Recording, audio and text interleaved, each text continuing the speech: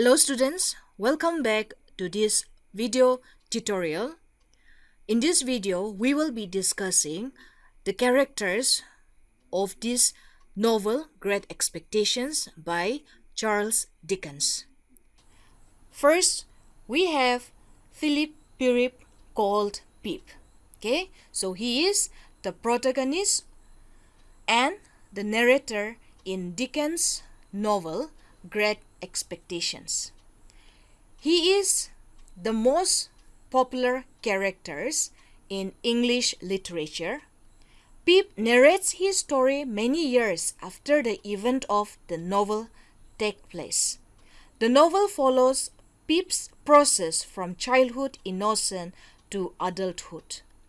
The financial and social rise of the protagonist is accompanied by an emotional and moral degradation or deterioration, which forces Pip to recognize his negative expectations in a new self-aware. When the novel begins, Pip is a 7-year-old orphan raised by his uncaring sister Georgiana, aka, or Mrs. Joe, who beats him regularly, and her husband, Joe Gorjuri. Okay, so she beats both of them regularly, and his husband, a blacksmith, and Pip's best friend. He lives in the marsh area of Kent, England, 20 miles from the sea. Pip has no recollection of either his parents. He is more than 20 years younger than his sister. He is known to himself and to the world as Pip because, as his infant tongue could not make both the name, that is Philip Pirrip, so that is more explicit. Okay, so he could only pronounce Pip, and he is known as Pip throughout the novel. The opening scene of the novel shows Pip in a graveyard praying and paying respect to the graves of his parents and brothers. He says he is small for his age when he encounters the convict at age 7, but when he is apprenticed to Joe, he is taller and becomes very strong to master the work of a blacksmith. Pip is destined for and wants a career as a blacksmith like his brother-in-law until an unexpected chain of events thrashes him into a different social class. Pip goes through many changes in his personality as he is influenced by various characters. As the novel begins, he is an innocent young boy who does not mind his low rank in society. At around the age of 8, he meets a beautiful but proud girl named Stella, who is of the upper class. Pip falls in love with her and becomes very ashamed, of his humble background and his coarse seeming relatives. When he is old enough, he is bound to appreciate Joe, and he was compelled to work under Joe. But he longs to be a gentleman.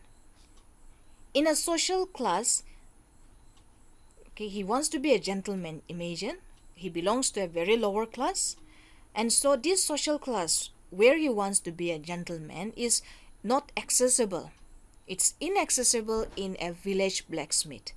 He suffers guilt for his ungrateful feelings towards Joe, who is a kind friend to him throughout his life.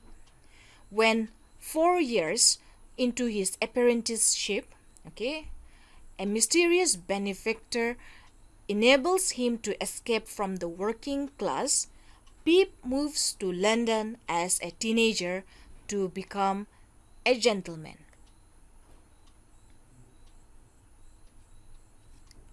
Now, in his youth, he believes that his patron is Stella's guardian, Miss Havisham, who wants to make him a suitable contender for her ward's hand.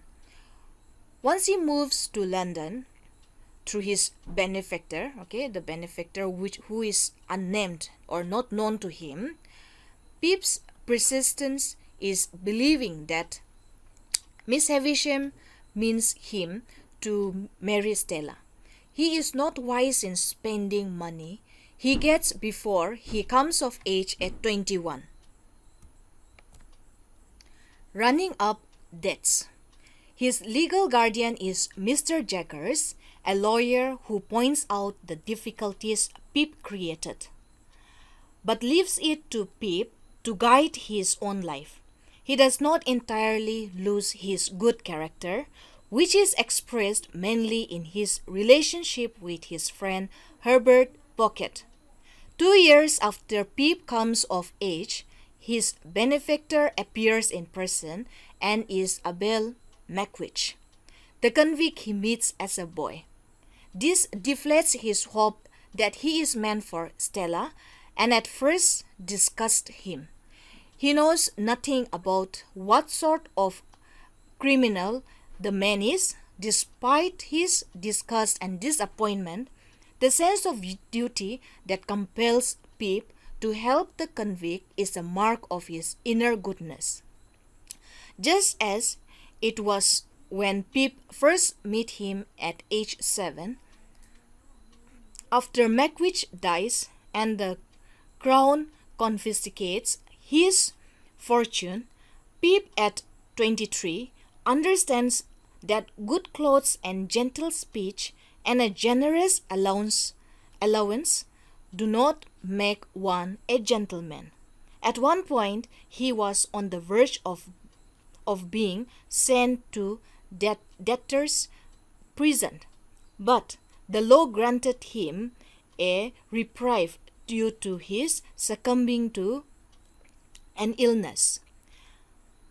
Joe learns of this and comes to London to look after Pip until Pip is able to walk on his own. While recuperating, he finds a receipt stating that his outstanding debt was amortized by Joe and Biddy. A few days later, Joe leaves. Pip goes home to find that Biddy has married Joe that very day. Pip's sister having died from being hurt in a burglary, then succumbing into an injuries years later. Without income or training for any profession, he is at lost ends. Herbert Pocket suggests Pip join the firm where he works in an office in Cairo. In Cairo. Pip starts as a clerk. Herbert marries his fiancée, Clara, and Pip lives with them. There is irony in this. As Pip used his gift at age 21 of £500 to engage Herbert with his new firm, despite the fact he was being dodged by creditors. Working for a merchant named Cleriker, Pip finally learns discipline and financial responsibility and is now more careful. Now 11 years later, Pip returns to England to see Joe, Biddy, and their children, a daughter and a son named after him, or a little Pip. He walks to the land where Miss Havisham's house once stood and meets Stella there. Both have changed much from their experience of life. After they reconcile, they hold hands, and Pip sees no shadow to part them again. So we see that Pip has two important traits as the two important traits are his immature romantic idealism and his innate good conscience. In one hand, he wants to improve himself, educate himself morally, socially, okay, and have a good relationship or to marry Stella. But on the other hand, Pip is also very generous and a sympathetic young man, okay, and we will find that here, like little Pip, Charles Dickens, the writer himself, had a very hard upbringing. His father was imprisoned for debts, and at one stage, Dickens had to work in a factory. I have already mentioned in the introduction of the writer that he had to work in a warehouse, sometime or something of which he was ashamed of for the rest of his life. Dickens raised his social position through work and self-education. This is also something which Pip eventually does in the novel. Okay, so this is something, as I say, this is a kind of this is an autobiographical of the writer. So his childhood, the hard times that he had spent, is reflected through the character Pip. Moving on, we have Stella. Okay, just like Pip, Stella is also an orphan and is subjected to abuse by her adoptive mother, Miss Havisham. In Stella's case, it is psychological rather than physical abuse. She is brought up to despise men, okay, despise men, to use her beauty to attract them and then break their hearts. Pip is possibly the first of her victims, although only a child herself. She ridicules his background and lack of education. When she grows older, however, she seems to have developed a soft spot for Pip. She repeatedly warns him that she cannot love him in return, but he will not listen. Stella's upbringing means she becomes cold and cruel. Dickens make it clear that Stella behaves as she does only because of her upbringing. Unlike the warm, winsome, kind heroine of a traditional love story, Stella is cold, cynical, and manipulative. Though she represents Pip's first longed for ideal of life among the upper classes, Stella is actually even lower born than Pip, as Pip learns near the end of the novel that she is the daughter of Mackwitch. Thus, springs from the very lowest level of society. Ironically, life among the upper classes does not represent salvation for Stella. Instead, she is victimized twice by her adopted class. Rather than being raised by Mackwitch, a man of great inner nobility, she is raised by Miss Havisham, who destroys her ability to express emotion and interact normally with the world. And rather than marrying the kind-hearted commoner Pip, Stella marries the cruel nobleman Drumley, who treats her harshly and makes her life miserable for many years. In this way, Dickens uses Stella's life to reinforce the idea that one's happiness and well-being are not deeply connected to one's social position. Had Stella been poor, she might have been substantially better off. Despite her cold behavior and the damaging influences in her life, Dickens nevertheless ensures that Stella is still a sympathetic character by giving us a sense of her inner struggle to discover and act on her own feelings rather than on the imposed motives of her upbringing. Dickens gives the reader a glimpse of Stella's inner life, which helps to explain what Pip might love about Stella. Stella does not seem able to stop herself from hurting Pip, but also seems not to want to hurt him. She repeatedly warns him that she has no heart and seems to urge him as strongly as she could to find happiness by leaving her behind. Finally, Stella's long painful marriage to Drumley causes her to develop along the same line as Pip. That is, she learns through experience to rely on and trust her inner feelings. In the final scene of the novel, she has become her own woman for the first time in the book. She says to Pip, "Suffering has been stronger than all other teaching. I have been bent and broken, but I hope into a better shape." Stella enters into a disastrous and abusive marriage with Bentley Drumley. Bentley Drumley. When he is killed, she becomes a widow, free to associate with Pip once more. This is the character sketch of Stella. Moving on, we have Miss Havisham.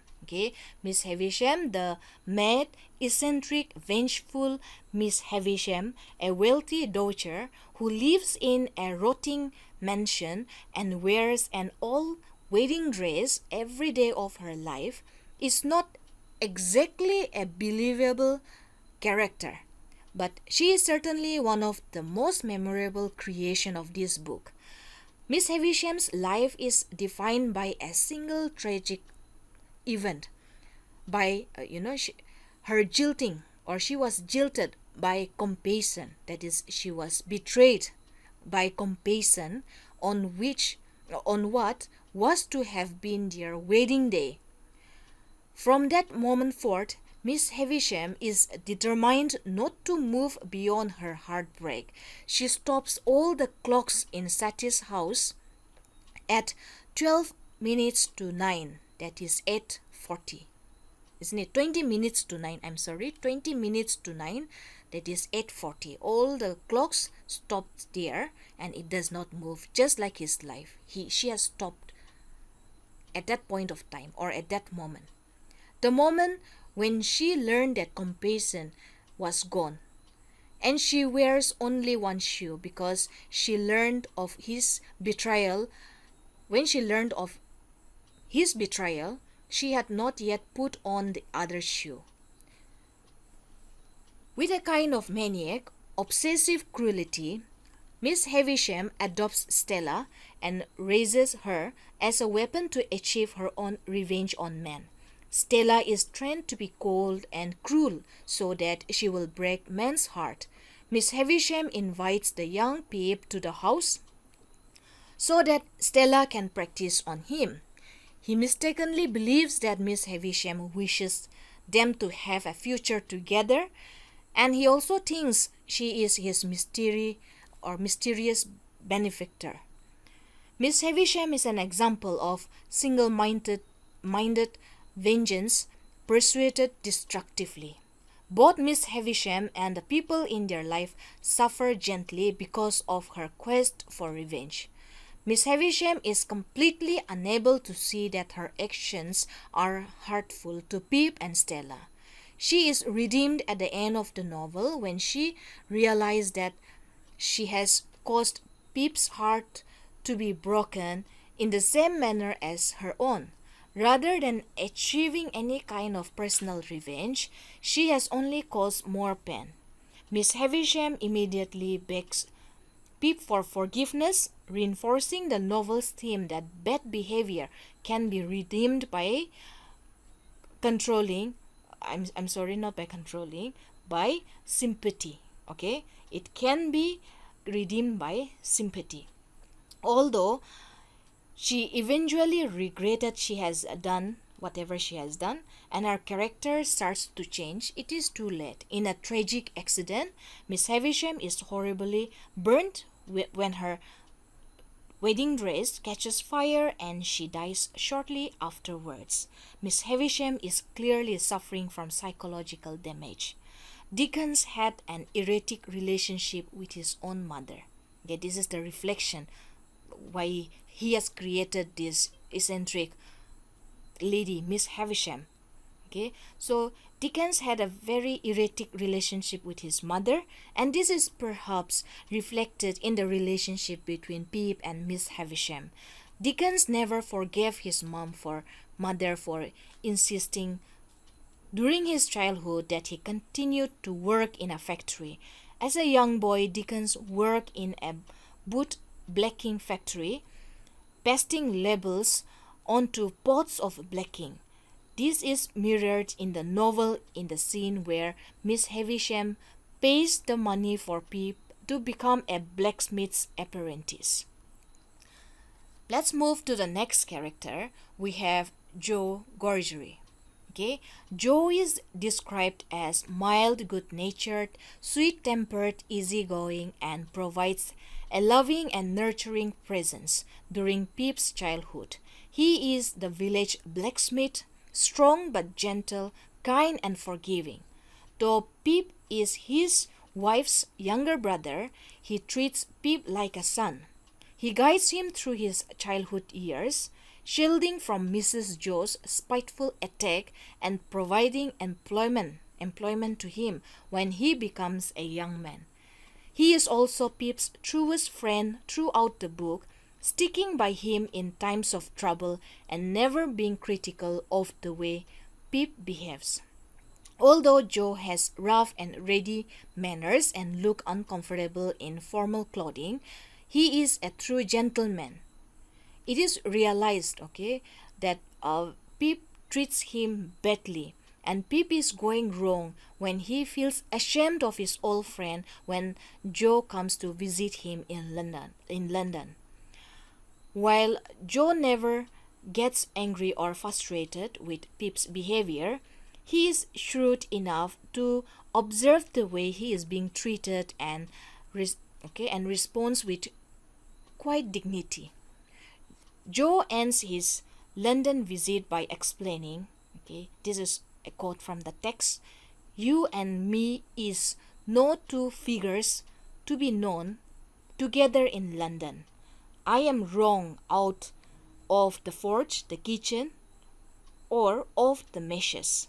So this is the text. This is what Joe told Pip, that they are not same or equal now, and he has done wrong by coming out of the forge.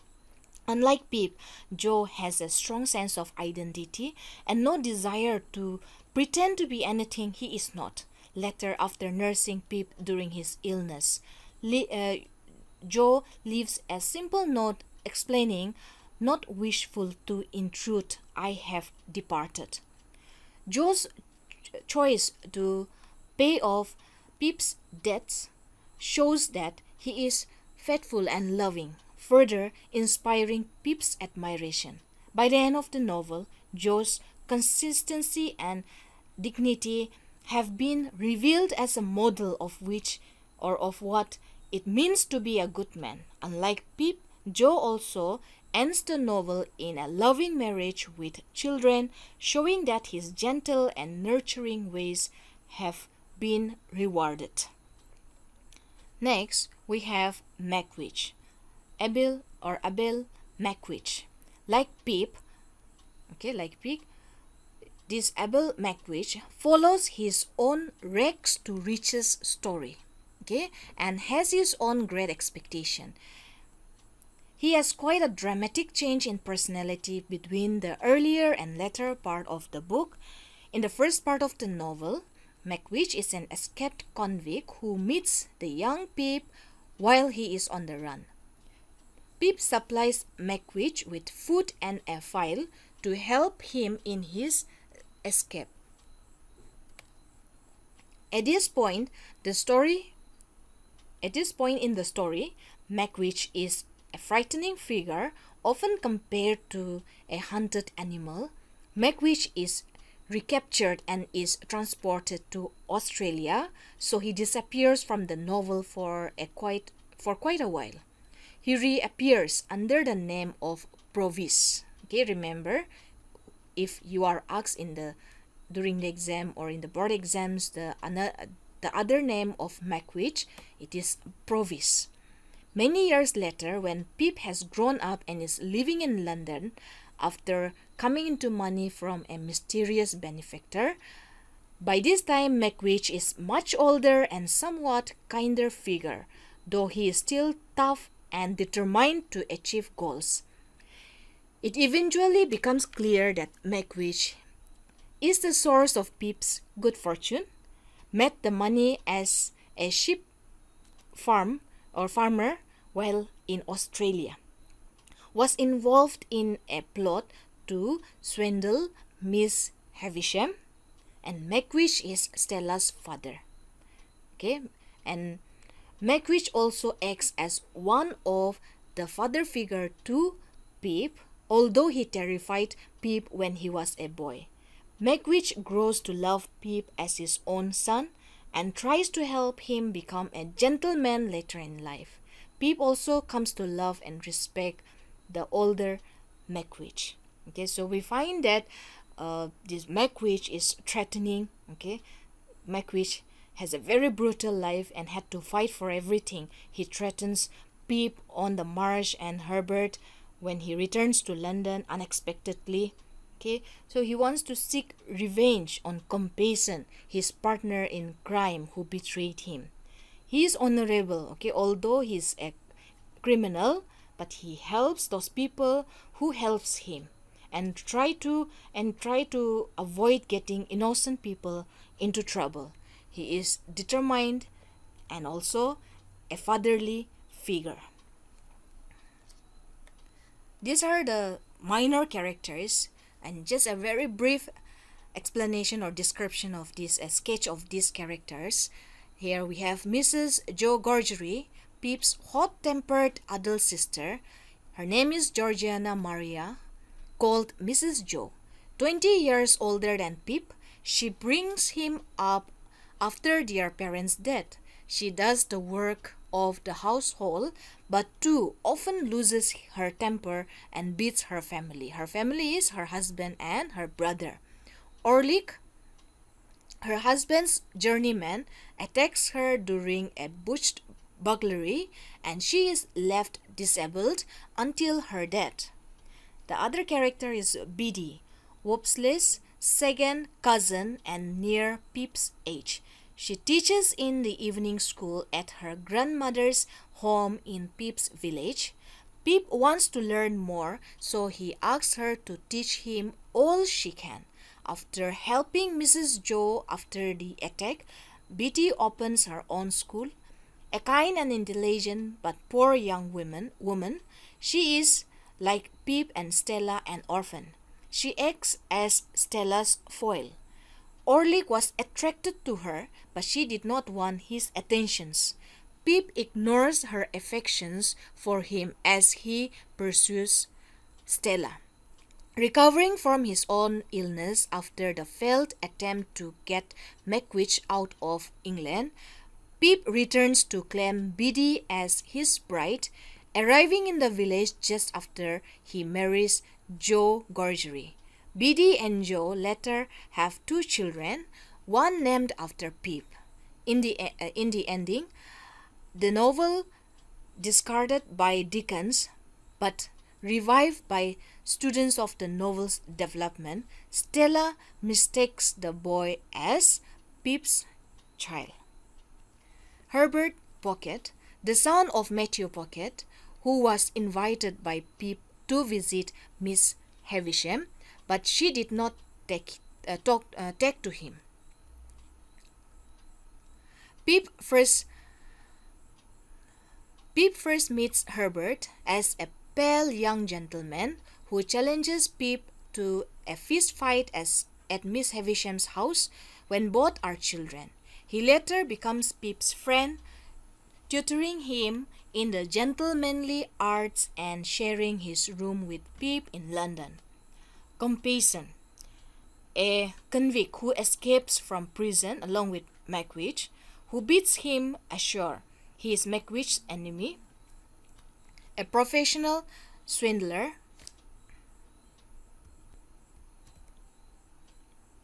He was engaged to marry Miss Havisham, but he was in league with Arthur Havisham, who is Miss Havisham's half-brother, to defraud Miss Havisham of part of her fortune. Later, he sets up Mackwitch to take the fall for another swindle. He works with the police. When he learns Abel Mackwitch is in London, fearing Mackwitch after their first escapes years later. When the when the police boat encounters the one carrying Mackwitch, the two grapple and Compassion drowns in the Thames. Mr. Jackers, prominent London lawyer who represents the interests of diverse clients, both criminal and civil. He represents Pip's benefactor and Miss Havisham as well. By the end of the story, his law practice links many of the characters. Molly, Jackers' maidservant, whom Jackers saved from the gallows for murder. She is revealed to be Mackwitch's estranged wife and Stella's mother. Dolch Orlick, journeyman blacksmith at Joe's Gorjuri's forge, strong, rude, and sullen. He is as churlish as Joe is gentle and kind. He ends up in a fist fighting with Joe over Miss Gorjuri's taunting, and Joe easily defends him. This set in motion an escalating chain of events that leads him secretly to assault Mrs. Gorjuri and to try to kill her brother Pip. The police ultimately arrest him for housebreaking into Uncle Pimplechock's, where he is later jailed. Bentley Drumley, a coarse, unintelligent young man from a wealthy, noble family, being the next heir but one to a baronetcy. Pip meets him at Mr. Pocket's house, as Drumley is also to be trained in gentlemanly skills. Drumley is hostile to Pip and everyone else. He is a rival for Stella's attentions and eventually marries her and is said to abuse her. And eventually marries Stella and is said to abuse her. He dies from an accident following his mistreatment of a horse. Uncle Pimplechock, Joe Gorjuri's uncle, an officious bachelor and corn merchant, while not knowing how to deal with a growing boy, he tells Mrs. Joe, as she is known, how noble she is to bring up Pip. As the person who first connects Pip to Miss Havisham, he claims to have been the original architect of Pip's expectations. Pip dislikes Mr. Pimplechock for his pompous, unfounded claims. When Pip stands up to him in a public place after those expectations are dashed, Mr. Pimplechock turns those listening to the conversation against Pip. This is all for the introduction of this novel, The Great Expectation. This will be the first video, and the remaining part, like the themes, the symbols, and explanation chapter-wise, will be done in the following videos. Do keep yourself updated. Thank you.